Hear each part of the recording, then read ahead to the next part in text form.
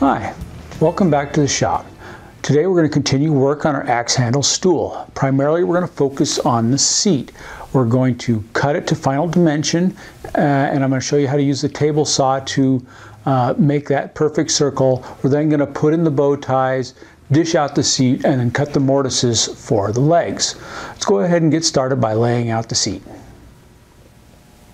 Before we get started today, I'd like to take a moment to talk about shop safety. Be sure to read, understand, and follow all the instructions that come with your tools. And if you don't know how to do something correctly, find somebody that's competent that can show you how. And remember, there's no more important safety rule than to use your brain, because woodworking is so much easier when you have opposable thumbs. I've taken the seat blank out of the clamps and cleaned up the extra glue, and now I'm going to just run a line, a pencil line, right down where that seam is. And the reason for this, I want this seam to run right down the middle of my seat blank. Now if we look at the existing blank, you can see right here down the middle is where the seam is, and I used a couple of bow ties in there, kind of be decorative, and I guess it kind of adds some support in holding that seam together.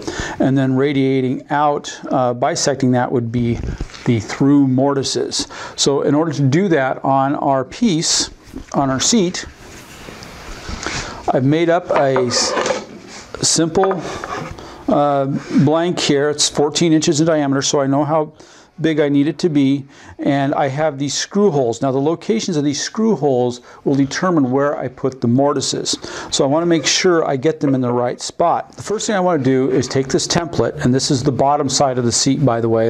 I want to line it up and make sure I'm exactly where I want to be, and then I'm just going to make a line in here on it so I can mark the center point of my seat bottom. Now from there I want to bisect this center at a 45-degree angle, and I'm going to use the head from a combination square and a straight edge, and I'll just run it through there. I'm going to get as close as I can. Hold that in place.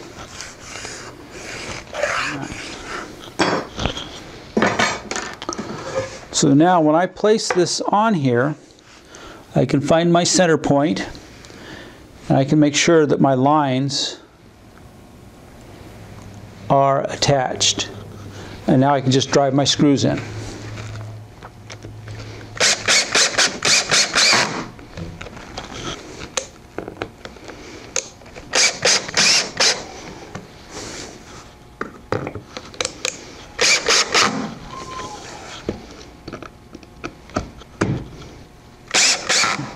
With the template attached, my next step is to take it over to the bandsaw and rough cut it to shape. I'm just going to rough cut it, leave about 1/8 of an inch or so from the edge of the template, and then I'll finish it up at the table saw.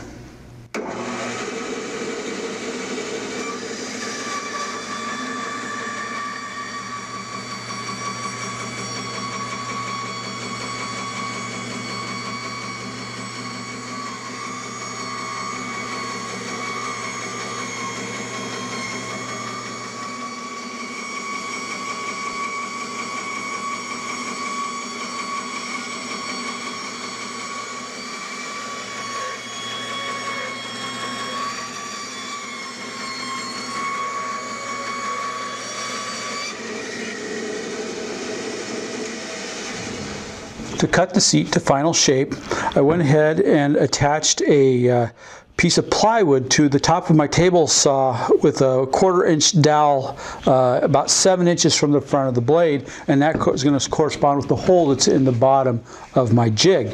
I'll just line that up, and then I can start up my table saw, and I'll just raise the blade up slowly and rotate this into the blade, and it'll cut a perfect circle.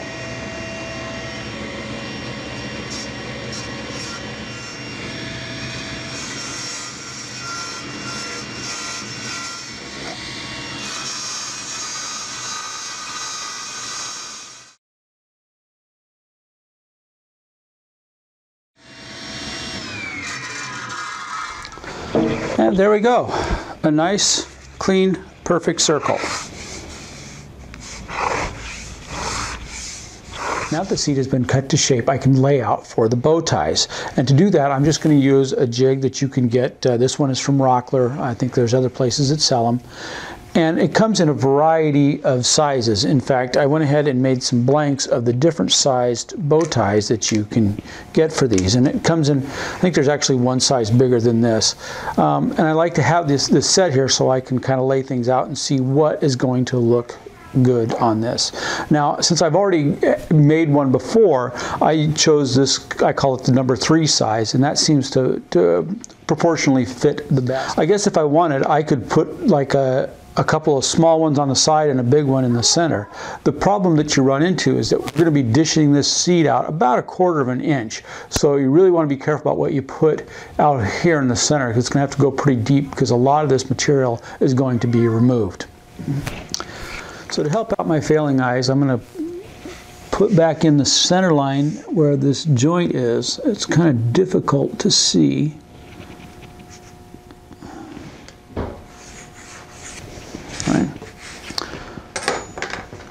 So because I'm using a number 3, and basically I went in and measured off of the previous stool, I found that if I bring this jig in just a little over 2 inches, that's about where it needs to be. And it's got some really nice layout lines on it, so it's easy to line up exactly where I want it. To secure the jig in place, I'm just going to use some double stick tape.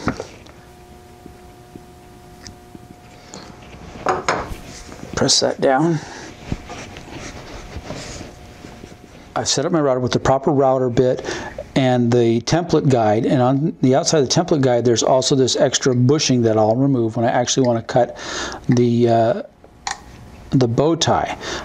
And the way that's going to work is I'll just set it in here and I'm going to plunge it down slowly and just run it around. Now it's like a 1/16 inch router bit, so I want to be really careful and go really slow on this. And I have another router that I'm going to hog out the material in between, and I'll show you that after I get it cut to depth. I want to cut this, like I said, as deep as I can, because I'm going to be removing a big chunk of this surface when I dish it out.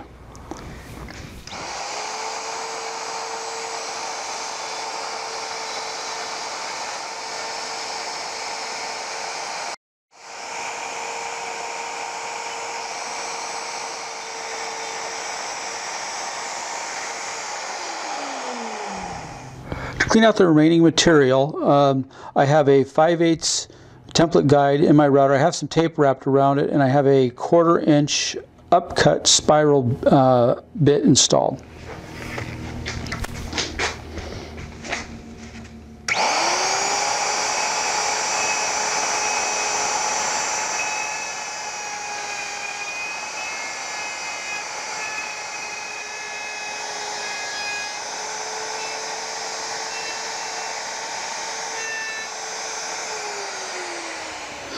So now that the mortise has been cut for the bow tie, I can go ahead and peel this off, and I can cut the other one on the other side of the seat. Now that the mortise has been cut for the bow ties, I'm going to go ahead and cut those out. Basically, I went out to my shed, found this piece of yew. It looks like it has some relatively straight grain in it. I just kind of skip planed it here. I put the bad side up so that wherever I choose, I know I'll have good wood going all the way through. And I'll just kind of select, see where I like the grain the best, and lay it down and cut my bow ties. Get that pressed into place really well. On my router, I'm going to go ahead and take off the bushing so my template guide can ride around the outside edge and leave the bow tie that's perfect size. And as usual, I will do this in several passes.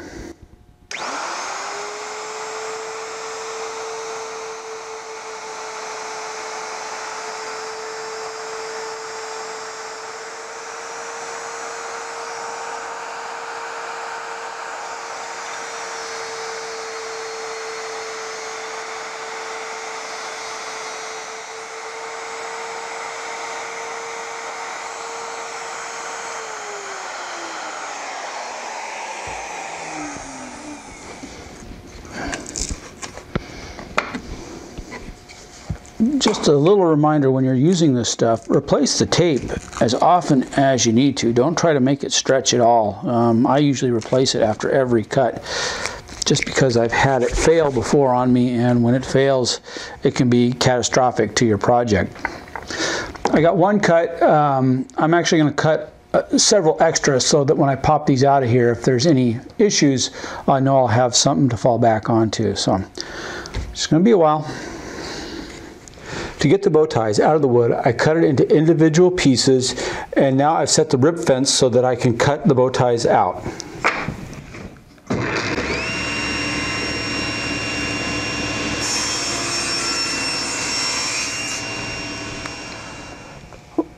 Let's see how we did.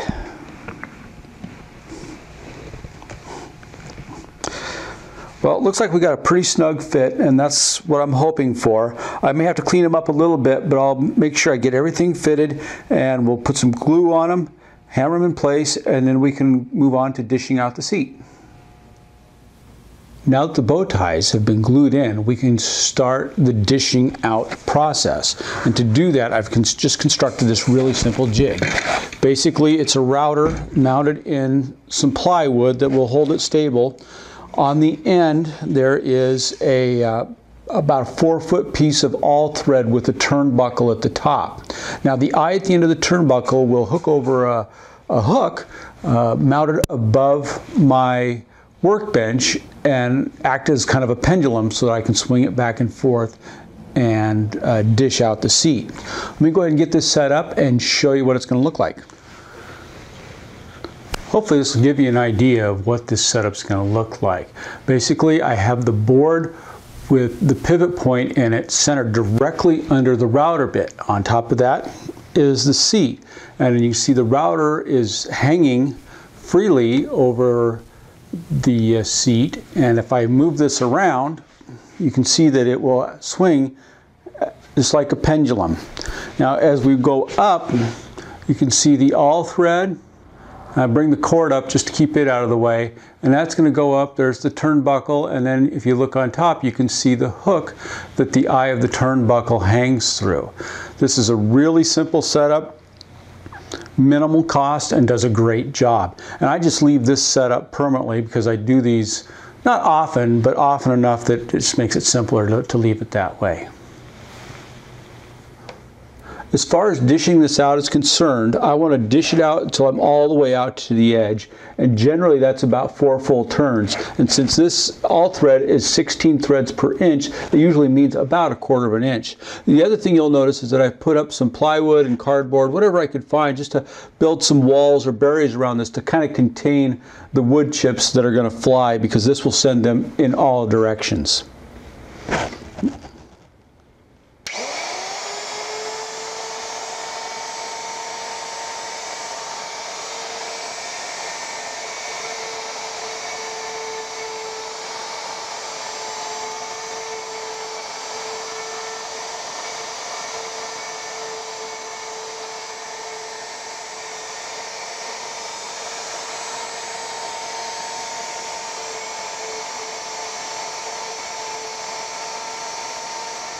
Now that we're getting close to the end here, I've got everything dished out, and I just use a combination of back and forth and circular motions just to kind of hog it out.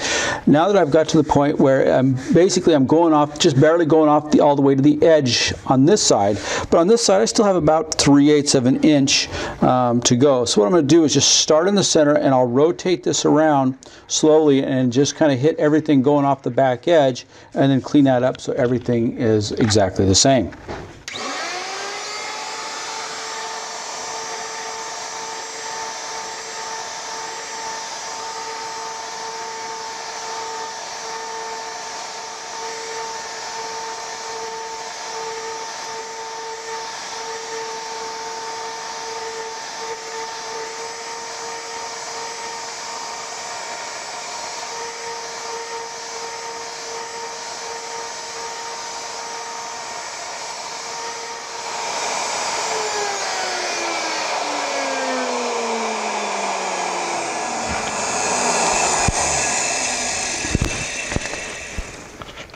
the router portion of dishing out the seat is complete, and there's still a lot of work to do.